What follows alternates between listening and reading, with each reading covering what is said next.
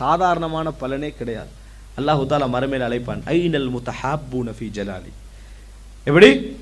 எனக்காக மட்டும் விரும்பிக் கொண்டவர்கள் எங்கே, எனக்காக மட்டும் நட்பு கொண்டவர்கள் எங்கே, என் கண்ணியத்திற்காக மட்டும் ஒருவருக்கொருவர் நேசித்தவர்கள் எங்கே, எந்த லாபமும் இல்லாமல்.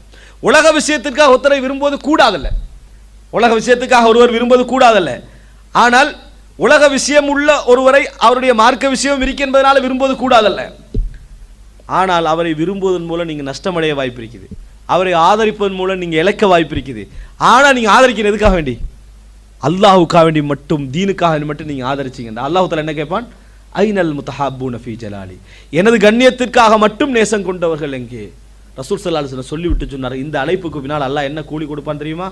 லஹும் மனாபிர மின் நூர், ஒளியிலான மேடைகள் அவர்களுக்கு அமைக்கப்பட்டிருக்கும்.